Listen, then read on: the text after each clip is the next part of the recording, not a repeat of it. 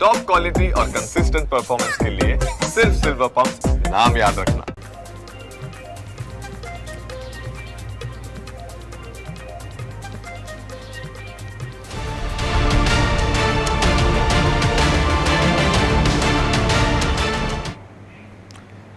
નમસ્કાર, આપ જોઈ રહ્યા છો news capital debate of the day સાથે હું છું કુશાગ્ર ભટ્ટ।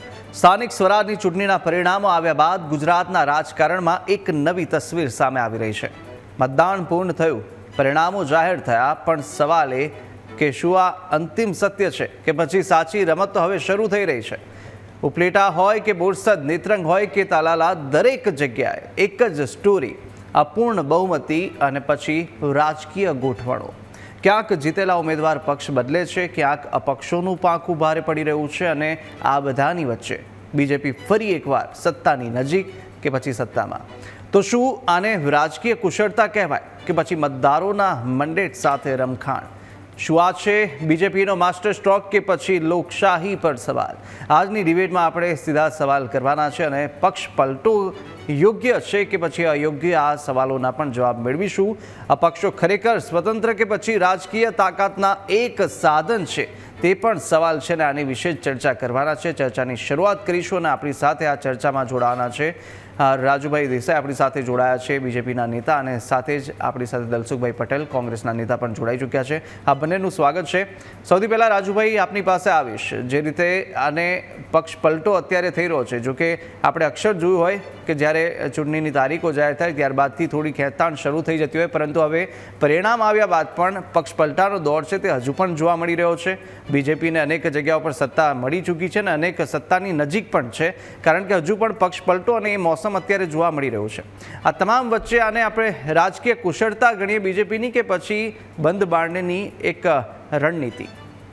ભાઈ, ગમે ત્યારે તમે કોઈ પણ રાજ્ય હોય કે કોઈ પણ રાજ્યની જિલ્લા પંચાયત, તાલુકા પંચાયત, મહાનગરપાલિકા, નગરપાલિકાનું ચૂંટણી પ્રક્રિયા, એ ચૂંટણીની પ્રક્રિયા પ્રોસેસ જ્યારથી શરૂ થાય, માનો કે રાજ્ય ચૂંટણી પંચ આયોગ જ્યારથી ચૂંટણીની જાહેરાત કરે એ પહેલાં પોતપોતાના રીતે દરેક સંગઠનો કામ કરતા હોય છે, દરેક પક્ષ પોતપોતાની મહેનતથી ચાલુ કરતા હોય છે, પ્રચાર પ્રસારથી લઈને દરેક વસ્તુ। એ રીતે ભારતીય જનતા પાર્ટીની વાત કરીએ આપણે તો ભારતીય જનતા પાર્ટીની હંમેશા એક વિચારશૈલી અને એમાંય ખાસ કરીને જ્યારે એક જ વિચારધારા સાથે ભારતીય જનતા પાર્ટી ચાલતી હોય, વિશ્વની સૌથી મોટી પાર્ટી હોય, જેના 1,35,00,000થી વધુ કાર્યકર્તા હોય અને 1 લાખ જેટલા સક્રિય સભ્ય હોય, ત્યારે હું ચોક્કસ કહીશ કે ભારતીય જનતા પાર્ટીની વિચારધારા એક એવી છે કે દલિત હોય, પીડિત હોય, શોષિત હોય, છેવાડાના માનવી સુધી રાજ્ય સરકારની અને કેન્દ્ર સરકારની વિકાસની યોજનાઓ ત્યાં પહોંચવી જોઈએ અને જે હકદાર છે, જેને અધિકાર છે, એને એ યોજનાનો લાભ મળવો જોઈએ। ત્યારથી લઈને સંગઠનના જ્યારે ચૂંટણીની જાહેરાત થાય ત્યારથી સંગઠનના તમામ કાર્યકર્તાઓ, બૂથ લેવલ સુધીના કાર્યકર્તાઓ પોતાના પ્રચાર પ્રસારમાં લાગી જતા હોય છે। ચૂંટણીની તારીખો જાહેર થાય, ફોર્મ ભરવાની જાહેર થાય એટલે ભારતીય જનતા પાર્ટીનું સંગઠન તમામ પોતપોતાની જવાબદારી, દરેક મોરચો હોય, દરેક સેલ હોય કે દરેક આગેવાનો હોય, મોવડી મંડળ હોય, પોતાની જવાબદારી અદા કરતા હોય છે। જ્યારે પણ આખી અમારી 3 લેયર પ્રક્રિયા હોય છે, જિલ્લાથી માનો કે નીચેથી ઉપર, એટલે કે માનો કે જિલ્લાથી જ્યારે અમારા રાજ્ય લેવલે જ્યારે આવે, મોવડી મંડળ પાસે આવે, પાર્લામેન્ટરી પાસે જ્યારે આવતું હોય, એ 3 લેયરમાં પ્રોસેસમાં પ્રક્રિયામાંથી નીકળ્યા બાદ ઉમેદવારનું નામ જાહેર થતું હોય અને એ ઉમેદવારને દરેક પોતાના સ્થાનિક લેવલે દરેક કાર્યકર્તા એને સ્વીકારતા હોય છે। પછી એ સંગઠનની અંદર દરેક પ્રચાર પ્રસાર કરી અને જંગી બહુમતીથી વિજય મેળવે છે અને એનું પરિણામ આપણે જોયું કે મહાનગરપાલિકામાં 15માંથી 15, નગરપાલિકાઓ આપણે 84માંથી 76, જિલ્લા પંચાયત 33માંથી 32 અને તાલુકા પંચાયત જે 260માંથી 229 જેટલી આપણને મળી છે। આ વિષયની વાત કરીએ ત્યારે માન્ય વડાપ્રધાન શ્રી નરેન્દ્રભાઈ મોદી સાહેબનું સપનું છે, વૈશ્વિક છે, લોકપ્રિય વડાપ્રધાન। એટલા માટે આપણે કહી રહ્યા છીએ વૈશ્વિક લોકપ્રિય વડાપ્રધાન, કારણ કે એમનું વિકસિત ભારત 2047નું સપનું છે। એ 2047ના લક્ષ્યને સાર્થક કરવા માટે આપણે વિકસિત ગુજરાતથી વિકસિત ભારત તરફ જઈ રહ્યા છે.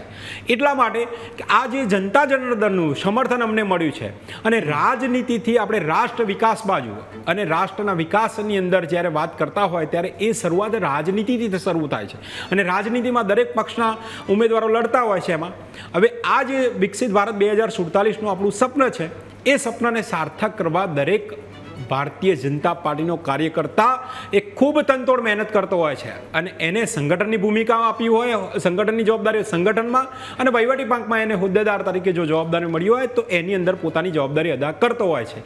ત્યારે ક્યારેક અપક્ષ હોય કે અન્ય પક્ષ હોય કે કોંગ્રેસ હોય, એના કોઈ પણ ઉમેદવાર હોય, જીતી ગયા પછી એની વિચાર શૈલી ના ધાક ધમકી દબાણ લાભ લોભ લાલચ કોઈ પણ પ્રક્રિયા આમાં ક્યાંય આવતી નથી.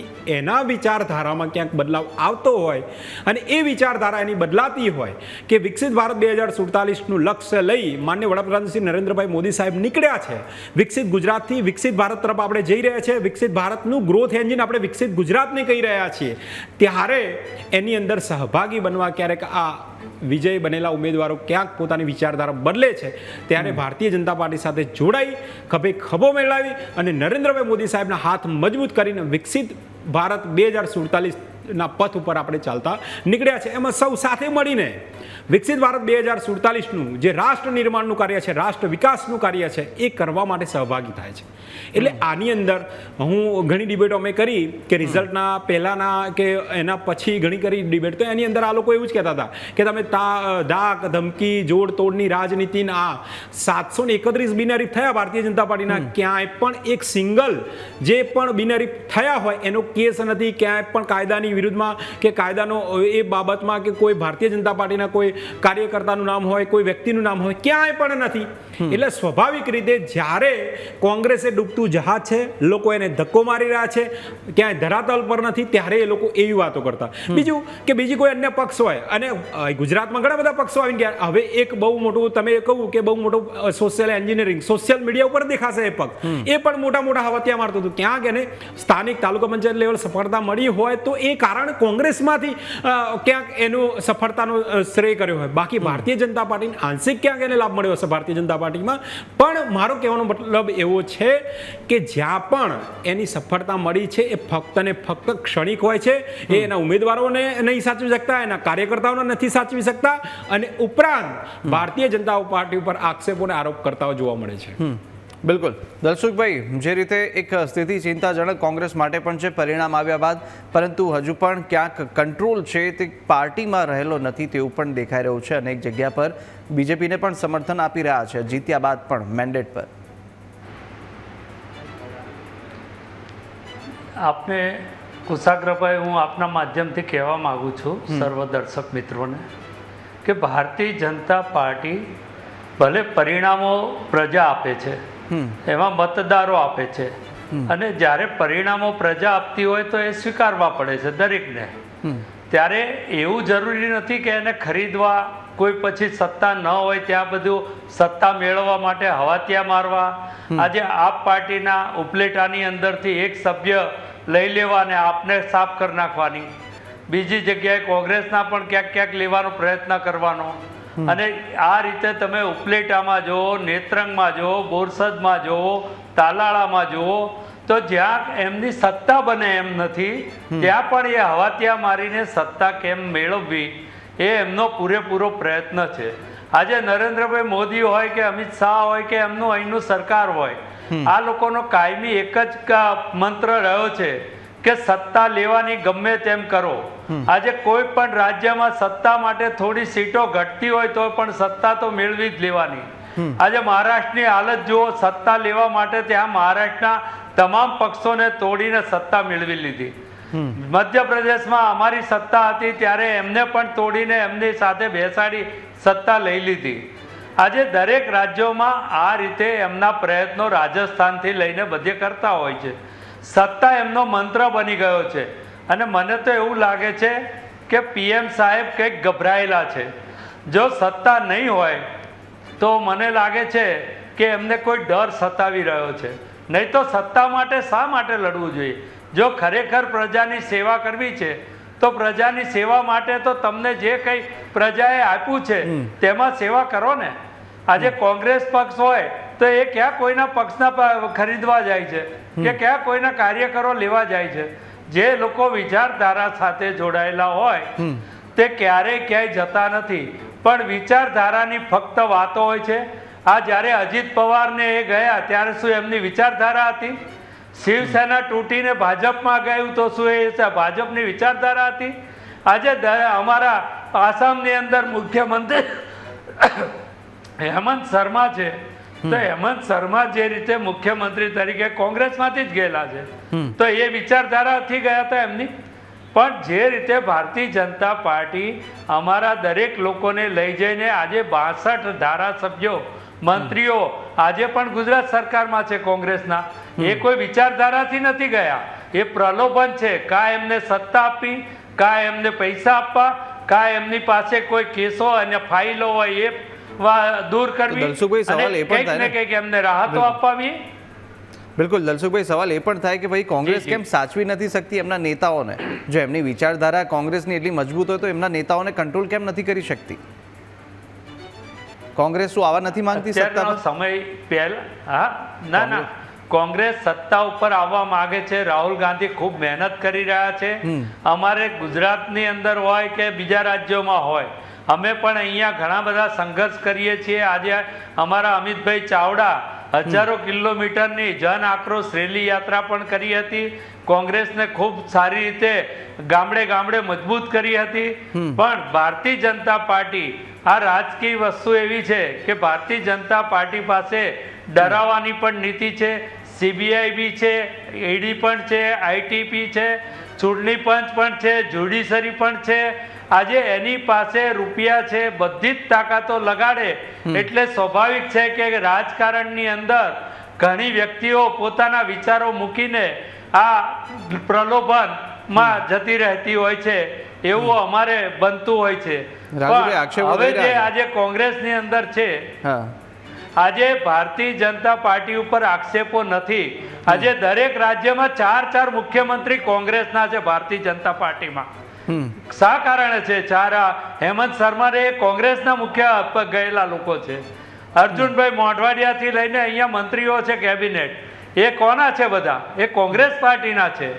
આજે દરેક રાજ્યોની અંદર મેયર પણ અમારા બેહાડેલા છે ઘણી જગ્યાએ. આજે આ લોકો પાસે પોતાની પાસે કોઈ સારી વ્યક્તિઓ ન હોય એટલે જાણે કોંગ્રેસ પક્ષ પાસે સારા અને સાચા લોકો હોય, કાં તો સત્તામાં સક્ષમ બની શકે તેવા વહીવટ કરતા હોય તેઓને લઈ લેવામાં આવે છે. આજે પણ ચૂંટણી પતી ગયા પછી પંચાયતના ઇલેક્શનમાં જ્યાં પંચાયત એમની નથી બનતી, એમને ચુકાદો નથી આપ્યો, ત્યાં પણ એ લોકો પંચાયત કબજે કરવા માટે આપના સભ્યને ખરીદી લે, કોંગ્રેસના સભ્યને પણ એ લોકો ગમે તેમ કરીને ખરીદવાનો પ્રયત્ન કરે. આજે AIMIM એમનો સભ્ય પણ ખરીદીને બોરસદમાં એમની સત્તા બનાવે. તો આ જે બધી પાંખો છે ને, આપવાળી હોય, OBC વાળી હોય, એ બધા જ લોકો એમની સાથે જોડાયેલા છે અને સત્તામાં એમને ક્યાંક ને ક્યાંક મદદરૂપ થઈ રહ્યા છે એવું કોંગ્રેસ પહેલેથી કહેતી આવે છે. આજે જો વિકાસની જ વાતો કરવી હોય તો 5 રાજ્યોના ઇલેક્શન પત્યા પછી શા માટે 933 રૂપિયા ગેસના બાટલાના વધાર્યા? શા માટે મોંઘવારીમાં 2200 રૂપિયાનું ખાતર હતું એ ખેડૂતોને 3600 રૂપિયા કરી નાખ્યા? આ 2 દિવસની અંદર મોંઘવારીની જો વાત છે એ ક્યાંની ક્યાંય પહોંચાડી દીધી. તો આ 5 રાજ્યોના ઇલેક્શન જીતવા માટે આ લોકોનો કારસો કેટલો મજબૂત હોય છે અને કેટલું એમનું ચૂંટણી મેનેજમેન્ટ આ પ્રકારના પ્રજાને ભોળવીને મત લઈ લે છે એ અમે કોંગ્રેસ પણ સારી રીતે જાણે છે. અને આજે એ દરેક બળથી ઉદ્યોગપતિઓ એની સાથે છે, દરેક સમાજના આગેવાનો એમની સાથે છે, ધર્મના સ્ટેજો એમની સાથે છે. આજે દરેકને સાથે બ્લેકમેલ કર્યા છે, દરેકને સાથે બેસાડી દીધા છે અને દરેક લોકો લાભાર્થી હોય તેઓને સાથે રાખીને કામ લઈ રહ્યા છે તેમનું. બિલકુલ દલસુખભાઈ, આ કોંગ્રેસ પાર્ટી એટલું બધું સમજતી હોય બીજેપી આ રીતે કરે છે, તો આ કોંગ્રેસ પાર્ટી જનતા સુધી કેમ નથી પહોંચાડી? જનતાને પણ હજી તો ખોબો ભરીને મત બીજેપીને જ મળી રહ્યા છે, જે પરિણામ સામે આવ્યા. રાજુભાઈની પણ પ્રતિક્રિયા લઈ રહ્યા. રાજુભાઈ, અનેક આક્ષેપો થઈ ચૂક્યા છે, શામદામ દંડ ભેદ હોય કે પછી AIMIM કે પછી આ તરફ આ પાર્ટી હોય એ પણ ભાજપ તરફી હોતો હોય, તેવા પણ અત્યારે દલસુખભાઈ કહી રહ્યા છે. કુશાગ્રભાઈ, એમણે જે રીતે વાત કરી ને કે આ રાજ્યમાં આટલા મુખ્યમંત્રી અમારા કોંગ્રેસના હતા, અમારા મેયરો છે, અમારા ગુજરાતની અંદર આવું છે, એ લોકોની જો એ બોલ્યા એ દલસુખભાઈ સાચું બોલ્યા કે અમારી વિચારધારા જે છે ને એ કોંગ્રેસની આખી વિચારધારાની વાત એમણે અધૂરી કરી. કેવી કે માનો કે શરૂઆતનો કાર્યકર્તા હોય, એ કાર્યકર્તા કોંગ્રેસનો કાર્યકર્તા મહેનત કરે છે, પછી એને માનો કે હોદ્દેદાર તરીકે કોઈ ઉમેદવાર તરીકે જે તે ચૂંટણીમાં વિજય બને છે. વિજય થયા પછી એમના મોવડી મંડળ જે તે વ્યક્તિઓ જે હોય એ ભ્રષ્ટાચારની લાઈ નાખી જે પ્રોપગેન્ડા તમે જોયું છે, કેટલા કેન્દ્રની અંદર એ લોકોએ કેટલા 70 વર્ષમાં કેટલા ભ્રષ્ટાચાર કરે એ બધા જનતા જાણે છે, ત્યારે જનતા જવાબ આપે છે.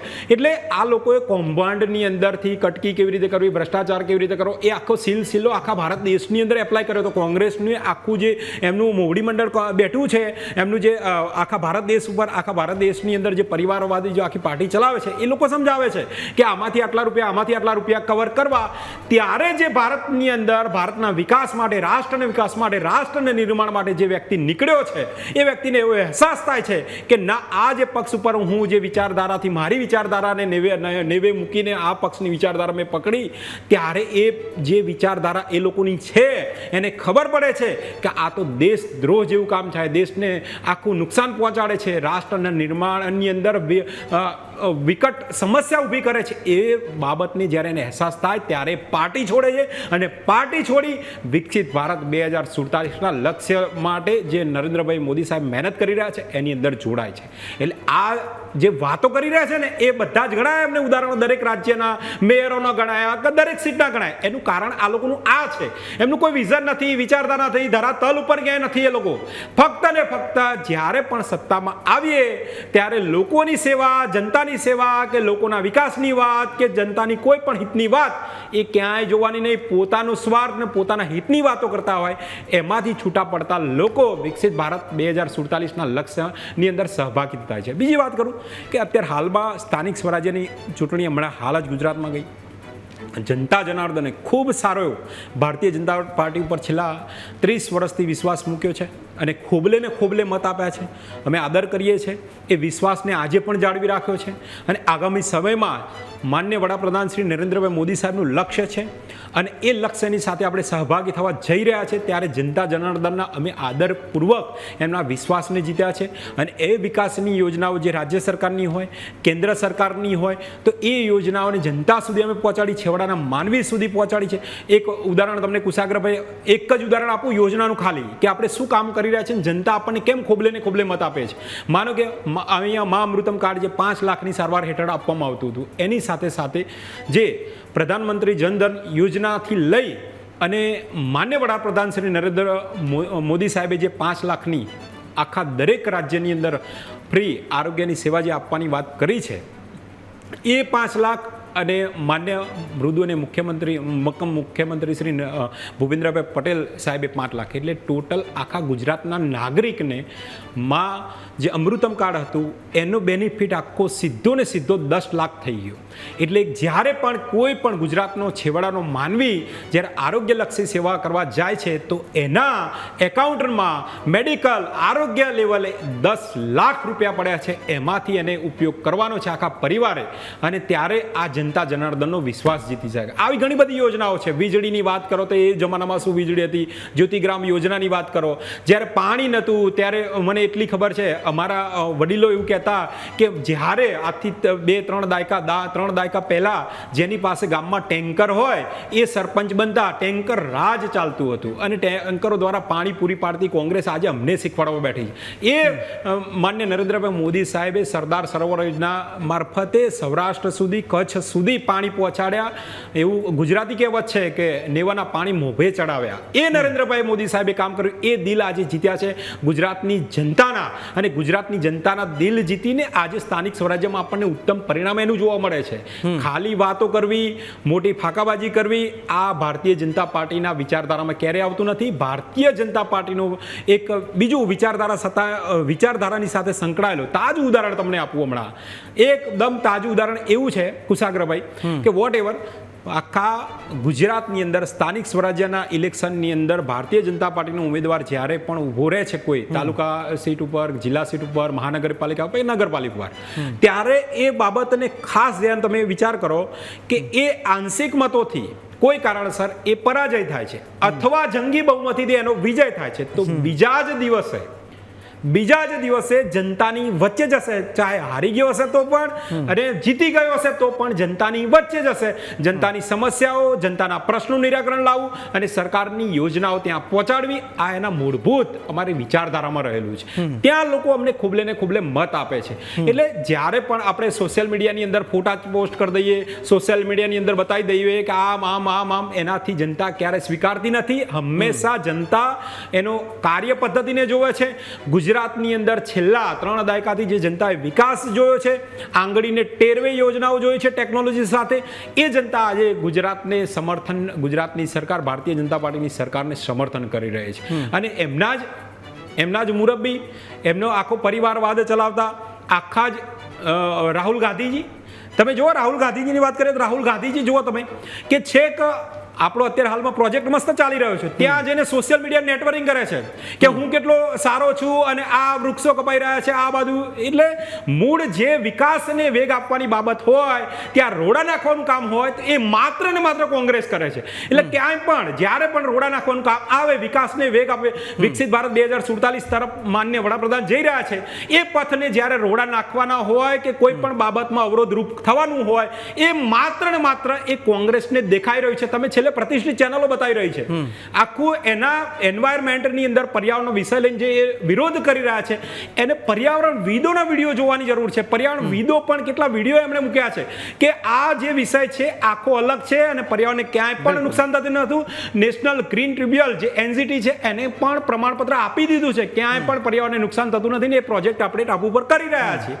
એટલે આ બાબતમાં જ્યારે પણ વિકાસની વાત આવતી હોય ત્યારે માત્ર ને માત્ર હંમેશા કોંગ્રેસ વિરોધ કરવાનો અને વિકાસને વેગ આપવાની જગ્યાએ એમાં રોડા નાખવાના. મેં કહ્યું ને, ભારતીય જનતા પાર્ટીનો કોઈ પણ તાલુકા લેવલે કે જિલ્લા લેવલે જે ઉમેદવાર જીત્યા છે એ જનતાની વચ્ચે બીજા દિવસથી દેખાય છે. તમે પ્રતિષ્ઠિત ચેનલોએ બતાવ્યું છે, પ્રતિષ્ઠિત અખબારો પણ બતાવ્યું છે કે જનતાની વચ્ચે ચાહે એનો પરાજય થયો છે અથવા એનો જંગી બહુમતીથી વિજય થયો, તો પણ જનતાની વચ્ચે રહીને જનતાની સેવા કરવાનો એનો અધિકાર છે, એનું મૂલ્ય છે. અને અમારી વિચારધારા એ છે, એ સાથે અમે નીકળ્યા છે. ત્યારે આ કોંગ્રેસ અને અન્ય પક્ષો જે ગુજરાતમાં આવીને શાંતિ, સલામતી અને ગુજરાત એ વેપાર, ધંધા અને રોજગાર માટે જાણીતું રાજ્ય છે. ગુજરાતની પ્રજા એ ખૂબ બુદ્ધિજીવી છે, સારી છે, ત્યારે આ લોકોને જાકારો આપે ત્યારે એ ડૂબતા જહાજને બચાવવાની જગ્યાએ કોંગ્રેસ હંમેશા આક્ષેપો અને આરોપ કરતી જોવા મળે છે. બિલકુલ. દલસુખભાઈ પાસેથી પણ પ્રતિક્રિયા લઈએ. દલસુખભાઈ, જે રીતે આક્ષેપો પણ થઈ રહ્યા છે અને સાથે જ જો રણનીતિમાં ક્યાંક ખામી હોય કે પછી આ તરફ લીડરશિપના પણ ક્યાંક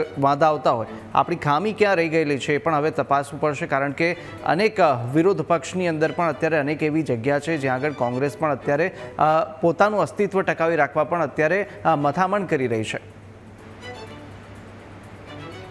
કોંગ્રેસ પક્ષ એક આંદોલનથી બનેલો પક્ષ છે અને એ આંદોલનના કારણે આજે પણ પ્રજા વચ્ચે જઈ રહ્યો છે અને પ્રજાને કંઈ પણ મુશ્કેલી હોય, પ્રજાના પ્રશ્નો હોય તો એમાં દરેક કાર્યકર્તાઓ, આગેવાનો રસપૂર્વક કામ કરી રહ્યા છે.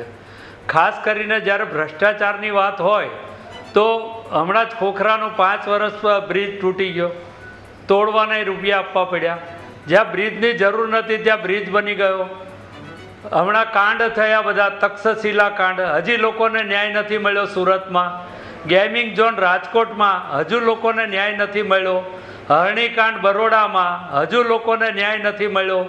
અને જે નરેન્દ્ર મોદી સાહેબે કહ્યું હતું કે અમે દર વર્ષે 2 કરોડ રોજગાર આપીશું, એ પણ પ્રજા સાથે, આજના યુવાનો સાથે છેતરપિંડી હતી.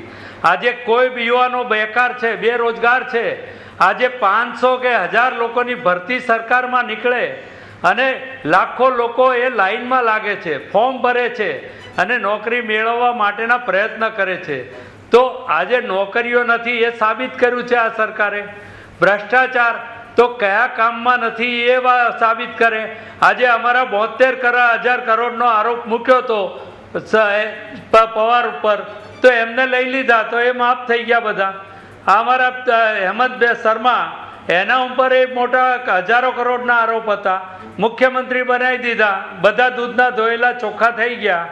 આજે નરેન્દ્ર મોદી સાહેબ હોય, અમિત શાહ સાહેબ હોય, આજે જે એમણે રાહુલ ગાંધીની વાત કરી, તો હું એટલું જ કહીશ કે અમિત શાહના દીકરા જય શાહ આવડી મોટી જગ્યાએ બેસાડ્યા તો એ ક્રિકેટનો ક પણ નહોતા જાણતા. અને જ્યારે રાહુલ ગાંધીના દાદા અને દાદી એ પણ જેલમાં રહેલા છે, એના ઉપર એના મોતીલાલ નહેરુ અને એના પત્ની પણ જેલમાં રહેલા છે. અને એમણે એ વખતના સેંકડો કરોડ રૂપિયા આ દેશના માટે, આઝાદી માટે આપ્યા છે. એમણે જ્યારે રેલવે બનાવી, આ મોદી સાહેબે રેલવે વેચવાનું કામ કર્યું. એમણે એરપોર્ટ બનાવ્યા તો આ મોદી સાહેબે એરપોર્ટ વેચવાનું કામ કર્યું. મોદી સાહેબે અત્યારે ઈસરો વેચવાનું કામ પણ કરી રહ્યા છે. આજે મોદી સાહેબ જે છે એ કોંગ્રેસની સરદાર પટેલ સ્ટેડિયમ બનાવ્યું, સરદાર પટેલ સ્ટેડિયમ નું નામ હટાવી મોદી સ્ટેડિયમ આપવાની એમની ચાલ નિષ્ફળ ગઈ છે. આજે લોકો થૂ થૂ કરી રહ્યા છે, જામીન ઉપર ભરી રહ્યા છે, જામીન ઉપર એ પણ તમે ભૂલી ગયા છો. એટલે મારો કહેવાનો ભાવાર્થ એવો છે, આદરણીય રાહુલ ગાંધીજી જામીન ઉપર ફરતા હોય તો દેશના વિકાસની અંદર શું યોગદાન આપ્યું એમના પરિવારે? એમનો પરિવાર ખાલી ફક્ત ને ફક્ત આ દેશને બરબાદ કરવામાં જે ફાળો આપ્યો છે એ સૌથી વધારે છે. બરબાદ કરવાનો ફાળો ગણો, ભ્રષ્ટાચારનો ફાળો ગણો ને તો લાંબા લિસ્ટ નીકળે આદરણીય. એટલે એ લિસ્ટ કેમ બોલતા નથી તમે? એ લિસ્ટ પણ લઈને આવવું જોઈએ અને એ લિસ્ટ પણ લઈને આવવું જોઈએ તમારે. એટલે મારો કહેવાનો મતલબ જૂઠું બોલવું અને જોરથી બોલવું, જૂઠું બોલવું અને જોરથી બોલવું, એટલે જનતા તમને શા માટે સ્વીકારતી નથી? કારણ કે હંમેશા જૂઠું બોલવું અને જોરથી બોલવું એ તમારી કુંડળીમાં રહેલું છે. એટલે જનતા તમને નફરત કરે છે. રાજુભાઈ અને દલસુખભાઈ, સમયનો પણ અભાવ છે. રાજુભાઈ, દલસુખભાઈ, સમયનો અભાવ છે, પરંતુ અત્યારની જે સ્થિતિ છે એ પણ પરિણામ સામે જ છે. પરિણામ બાદ પણ અત્યારે જે મથામણ છે, ક્યાંક કોંગ્રેસ પણ અત્યારે એ જ ફાઇટ આપી રહી છે કે તેનું પોતાનું અસ્તિત્વ જાળી શકે. આ બંને આ ચર્ચામાં જોડાયા મારી સાથે, તે બદલ આપનો આભાર. તો ચૂંટણીના જે પરિણામો એક બાજુ અને પછીની જે રાજકીય ગોઠવણો છે તે બીજી તરફ હોય છે. અને એક તરફ કહેવામાં આવી રહ્યું છે કે આ છે રાજકારણનો માસ્ટર સ્ટ્રોક, જ્યાં સંખ્યાબળને પોતાની તરફ ખેંચવાની કળા જ જીત અપાવતી હોય છે. તો બીજી તરફ સવાલ પણ ઉઠી રહ્યા છે કે શું મતદારો જે ઈચ્છે છે તે સત્તામાં દેખાય છે ખરા? ઉપલેટાથી લઈ બોરસદ સુધી એક વાત ચોક્કસ છે કે રાજકારણ હવે માત્ર મતદાનથી પૂરતું નથી, પરિણામ પછીની ચાલો પણ વધુ ભારે પડી જતી હોય છે. હાલ વિશેષ રજૂઆતમાં બસ આટલું. વધુ મહત્વના સમાચાર અપડેટ માટે ન્યૂઝ કેપિટલના તમામ સોશિયલ મીડિયા પ્લેટફોર્મ પર ફોલો કરી શકો છો. મને આપશો રજા. નમસ્કાર.